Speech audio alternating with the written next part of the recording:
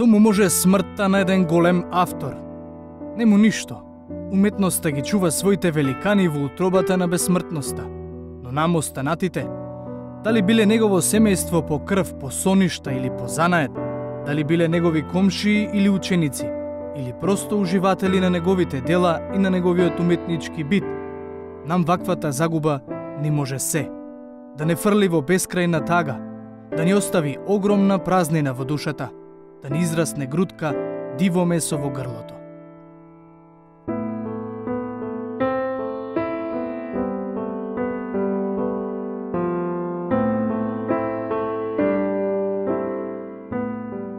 Смртта е подла. Таа е демон што оперира од Дебармаало, па се до крајот на светот. Таа е црна дупка, бесконечен лед во место. Огнен јазик што ќе те дофати и ќе те изгори каде и да си, ако само реши.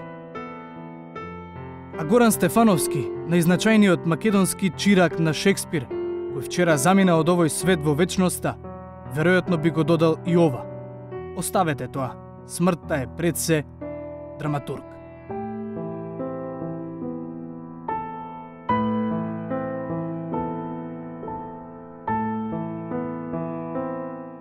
Вие гневни и тажни ќе плукате по нејзините драми и по ужасот што ви го предизвикуваат, а тој мирно ќе ве поправи. Не, нејзините драми се занаетски совршени. Зашто нема од неа повешт поставувач на стапици за нејзините главни ликови. Смртта е заплет, мокен заплет со изненадувачки крај.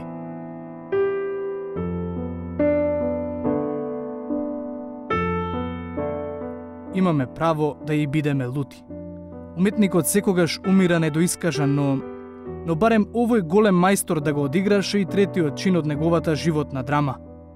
Со 66 години живот, Горан беше на почетокот на третото доба. Неговиот ум задржа за себе едно чудо, несоздадени драми и заплети.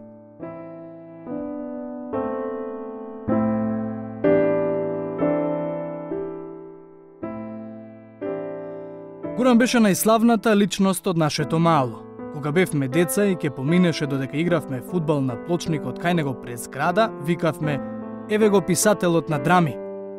Кога станав и самиот некој што живее од пишување, веќе знаевме и да застанеме на истиот тој плочник и да скршиме по некој збор.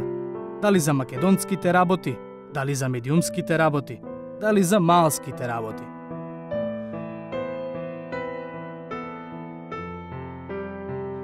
Дури кога запишав драматургија на катедрата на ФДУ, основана токму од Стефановски, разбрав дека нашата перцепција за Горан била погрешна. А таква погрешна ќе прочитати во едно чудо ин мемориам текстови денеска. Тој воопшто не бил писател.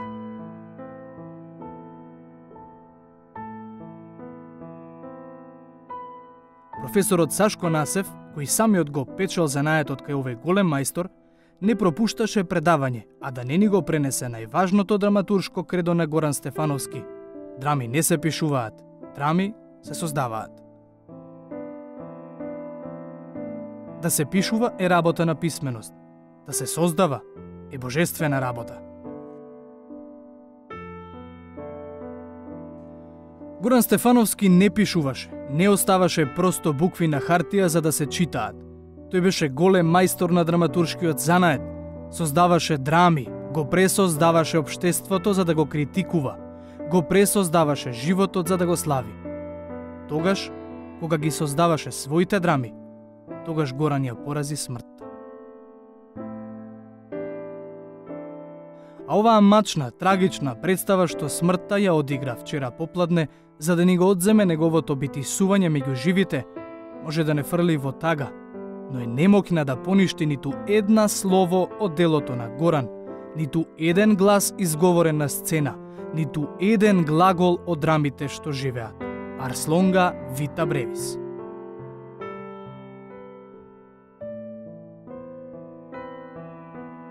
Се покажа дека е така како што велеше Горан. Животот, за жал, има некоја своја азбука. Собитијата од кои е сочинет не се одвиваат според азбучен ред.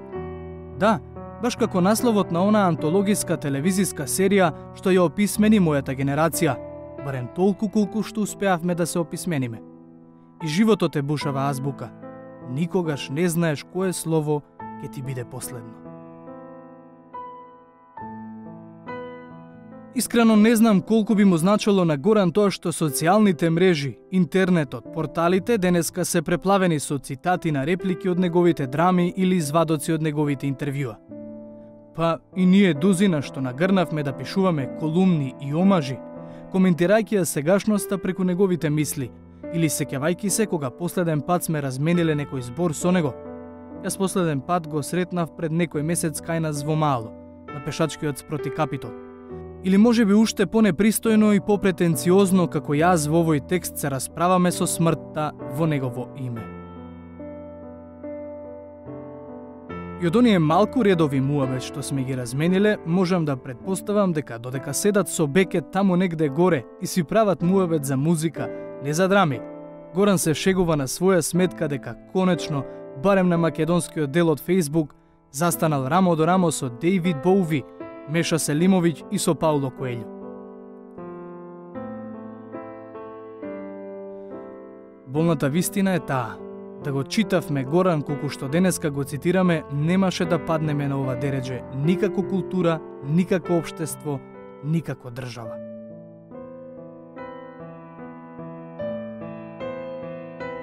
Драматурзите се најискрени кога зборуваат преку своите ликови, па ако се најде некој Димитрија денеска, со право ќе ни одбруси и се прди на смртта за вашите колумни и статуси.